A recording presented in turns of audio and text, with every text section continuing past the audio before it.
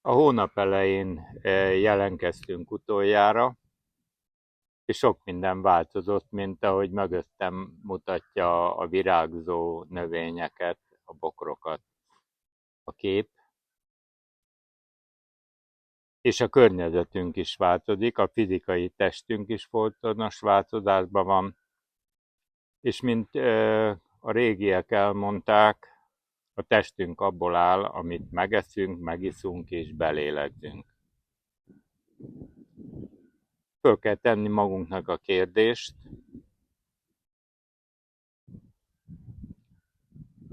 milyen tiszta áldott táplálékot eszem?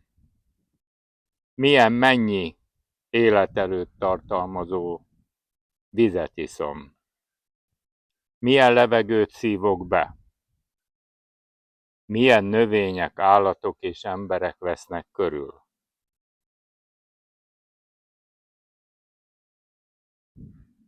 Minden az akaratomon múlik. Eldöntöm,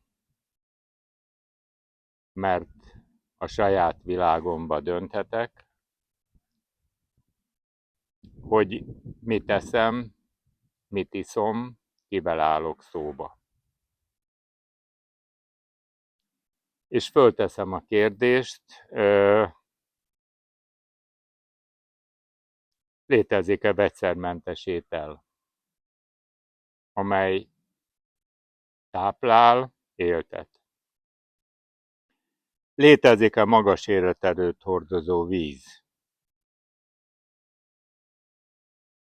Létezik-e ma életerőt tartalmazó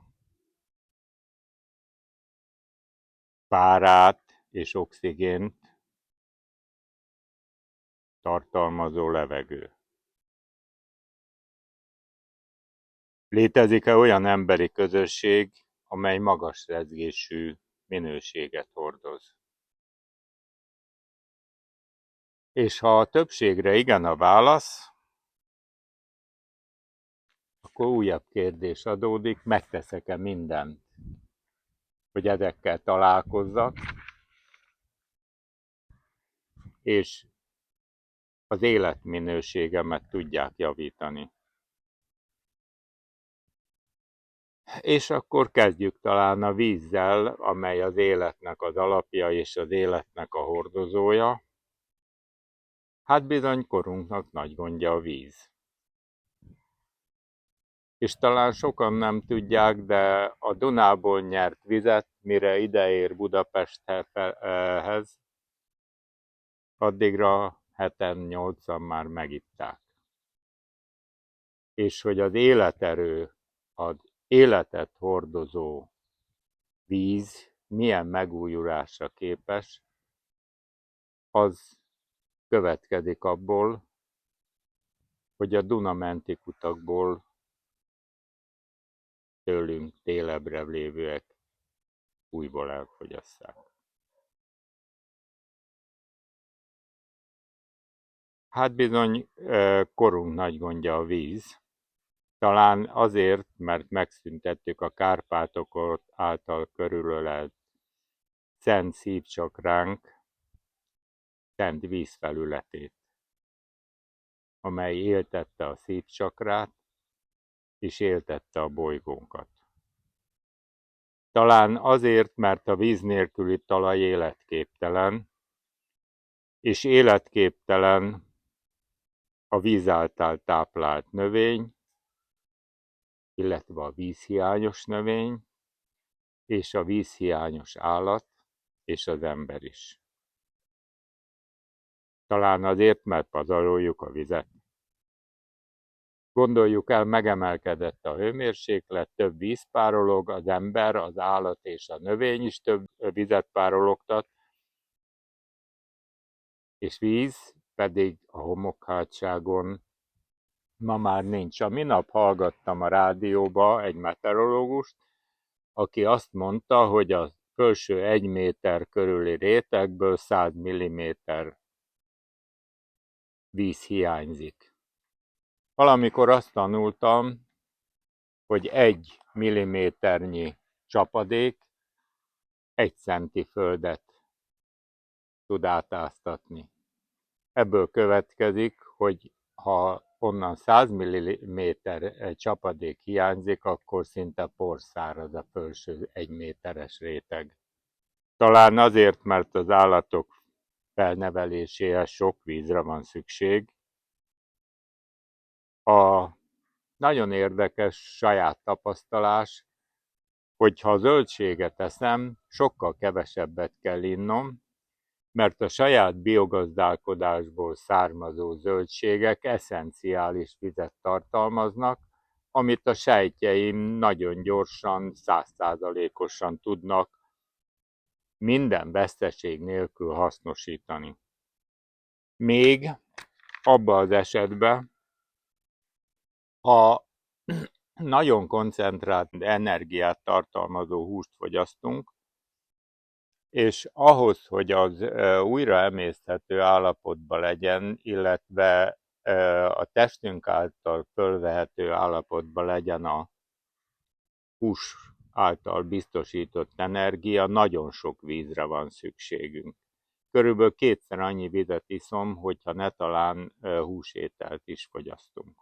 Ehhez víz kell, lehetőleg magas életerőt tartalmazó víz. Lehet eltérő eset is, illetve ha nincs megfelelő emésztőrendszerünkben megfelelő baktériumélet, akkor sajnos legelőször a bűzös, rothazást okozó baktériumok kezdik el a húst földolgozni. Ennek következtében, ha valami bűzös és rossz, legyen az a növénymaradék, legyen az hús a lebomlás folyamán, az bizony a szervezetnek mérgeket termel. Aki az égi rendnek megfelelően táplálja a föld élőlényeit, adott esetben nem tesz más, csak hagyja őket élni, és termékenyíti meg a földet, nyitja meg a földanya testét, helyezi bele a magot, majd gondozza azt emberként. Hittel, szeretettel, tisztelettel végzi a munkáját, az bizony az én gondolataim szerint maga a teremtés. Amikor fölismerjük a lehetőségeinket, és úgy érezzük, hogy képesek vagyunk erre, akkor előbb-utóbb megtesszük. Természetesen vannak olyanok, akik nem. Erre a kérdésre, akik megnézik a filmet, mindenkinek magának kell megtalálni a megfelelő választ. És egy picit térjünk vissza a vízhez, egy kicsit nagyobb gondolattal. Valamikor gyerekkoromban azt tanultuk, hogy létezik nagy vízkör és kis vízkör, mintha erről elfeledkeztünk volna. Nagy vízkör az óceánok fölött keletkező párát szállítja a szárazföld fölé, és ott miután előző energiatartalmát a nap hosszú hullámú sugárzása kioltotta, csapadékként jelenik meg, amely a mostani ismereteink szerint 10 000 és 30 000 életerő vagy bovis egységnek megfelelő energiát tartalmaz. Létezik kis vízkör is, és én ezt gyerekkoromban elég sűrűn megtapasztaltam, mert bizony akkor még Alpárnak nevezett a Tisza-Alpáron, jó néhányszor a Tiszából fürödve mondtuk, hogy na szaladjunk, mert jön a fekete felhő, és ennek általában az lett a vége, hogy az utca végénél megáztunk, mert azért mindig egy kicsit tovább maradtunk, mint kellett volna. Hát ez bizony az utóbbi időben nagyon keveset láttuk, mert hogy a helyi vízkör, a helyi párolgás hiányába szinte teljesen eltűnt. Sajnálatos, de mindezt mi okoztuk. És egy másik irányból közelítem meg a kérdést, egy apró kis adalék. Az emberek között, ha valaki nem a környezetéhez alkalmazkodik, hanem rákényszeríti akaratát a többiekre, az bizony az emberek között erőszaknak hívják. Az erőszaknak pedig következményei vannak, mert hogy ezt az erőszakot a földdel, a földanyával elkövettük, és ő tiltakozik, méghozzá szárazsággal, árvizekkel, földrengésekkel, ciklonokkal, orkánokkal, és mindenről csak a saját környezetünket figyelembe véve beszéltem. És egy kicsit menjünk távolabb, aki a Földön áll és szeretné megtapasztalni a Holdat.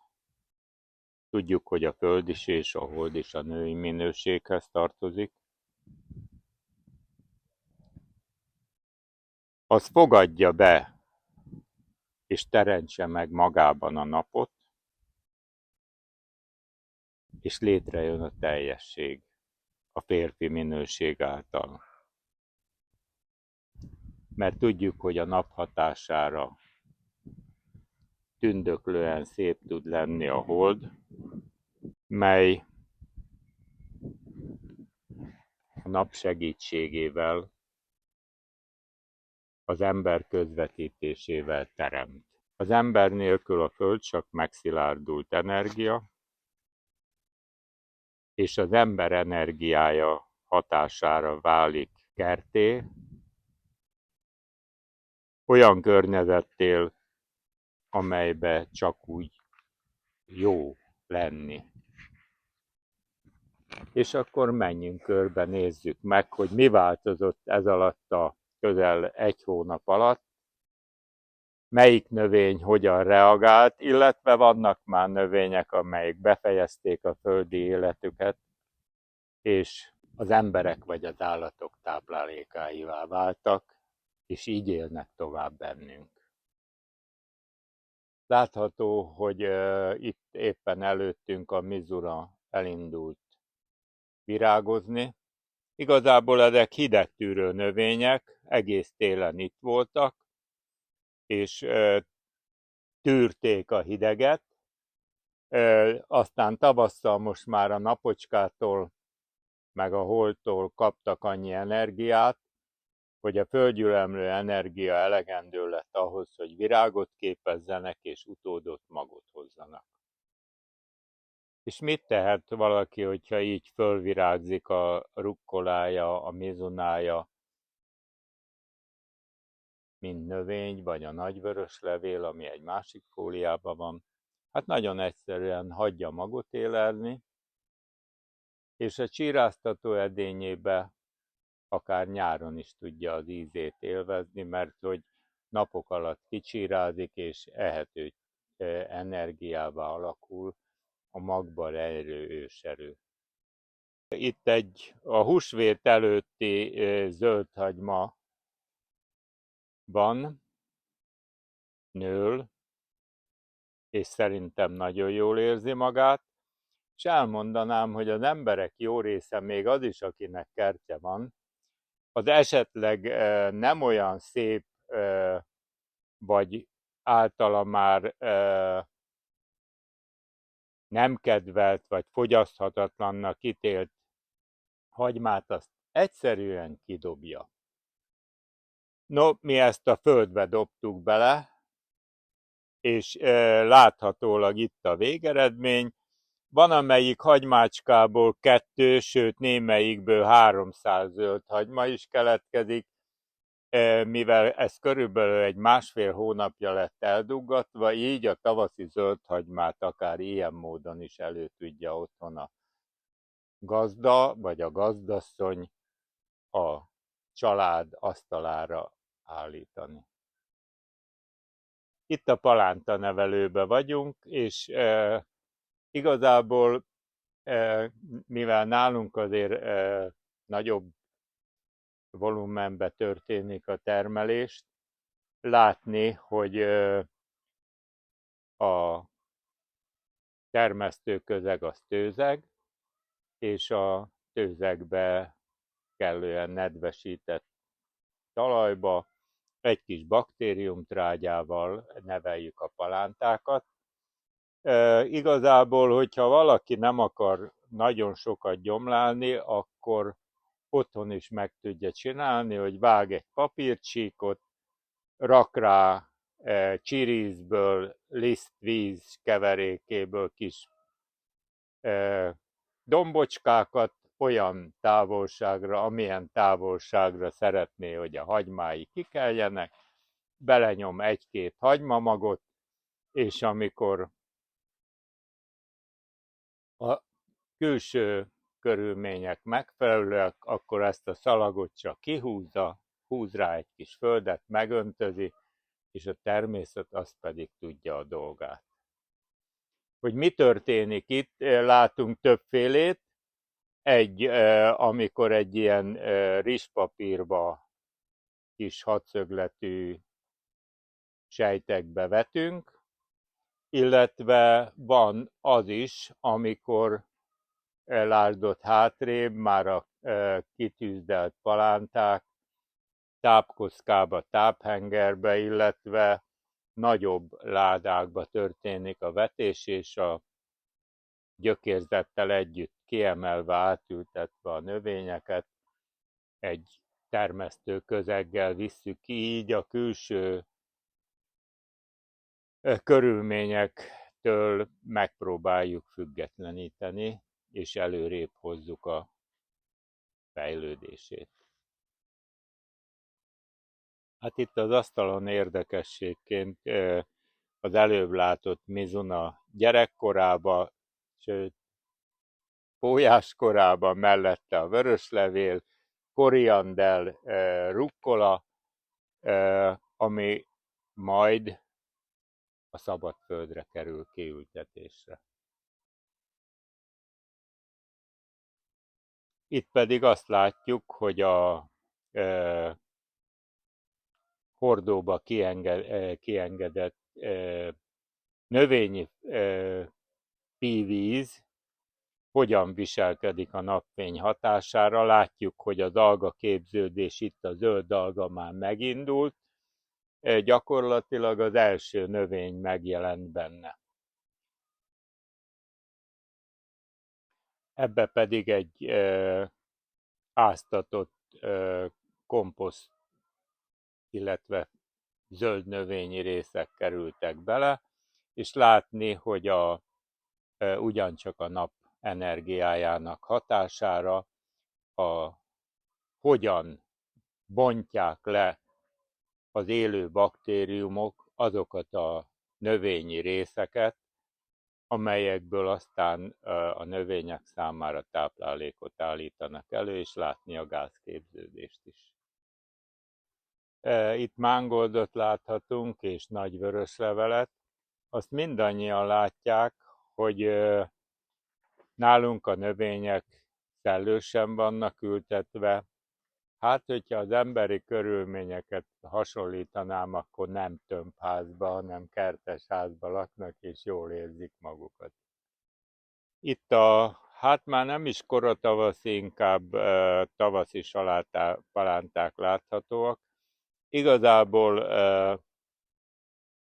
salátát egész évben tudunk most már a fajta szortimentet figyelembe véve termelni, mert hogy vannak olyanok, amelyeket kevésbé visel meg a meleg,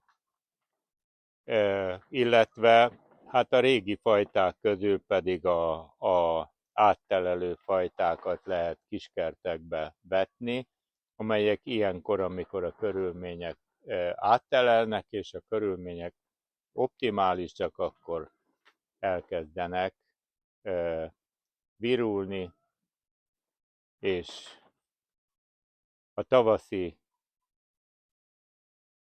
megtisztulásunkhoz, a testünk tisztántartásához megfelelő táplálékot adni. Egyszer megkérdezték tőlem, hogy keserű-e a maguk salátája. Mondtam neki, hogy igen. Rám nézett, és tényleg keserű? Hát ha nem lenne, nem mondanék igazat, hogyha nem mondanám, hogy keserű, mert hogy a keserűfű félék családjába tartozik. Így keserű, de amennyiben megfelelő körülmények között tartják, akkor csak az élete utolsó részébe válik keserűvé. Amikor már annyi energiát gyűjtött, hogy elkezd fölmagzani, és ez az energia viszont a keserű íz a májunk és az epehólyagunk tisztításához elengedhetetlen. Az emberek nagy része épp ezért nem is szereti, és épp ezért válik az élete keserűvé, és nem a saláta. És hogy milyen jól érzi magát nálunk a spenót, természetesen a fajtája is válogatja, és hogy nehogy valaki azt higgye, hogy megnöveltük a spenótot, ezért mellé teszem a kezem, ez körülbelül maga a spenót levél olyan 25 cm hosszú, és nyersen salátába, főzeléknek, levesnek, spenótos tésztának kiválóan alkalmas. A múltkor még a felvételeken ezek a spenótok jóval kisebbek voltak, és nem volt mellette a tavaszi ültetésű rukkola, a mizuna és a tacsoly-pakcsoly sem, illetve hát a legutoljára kirakott kora tavaszi cékla. Úgy tűnik számomra, hogy szépen fejlődésnek indultak begyökerezés után. Itt már a kiültetett növényeket láthatjuk, amelyet az idén vetettünk. Ültettük át ezekbe a poharakba, és hogy könnyebb legyen a művelése, ezért ilyen szövött levegő és vízáteresztő agrofóliára lyukakat készítettünk, és ebbe ültettük bele a növényeket. Így aztán nem kell törni a kapálás folyamán a levelüket, mert hogy ezeknek mindegyiknek a levelét fogyasszuk el. Kivéve természetesen a karalábét, de annak is jó a levele. Mindenféle ételben. Néhány szó a családról. A család olyan jelzést ad, hogy ahol megél, megtelepszik, ott nitrogénbe gazdag a talaj. Hát mivel nitrogénbe gazdag a talaj, így maga a család is nitrogénbe lesz gazdag, illetve van neki még egy olyan tulajdonsága, hogy ilyenkor tavasszal 2-3 ilyen levélhegyet lecsípve, ha valaki gondolja, mosás után leforrázva, egy kiváló veseméregtelenítő teát kapunk.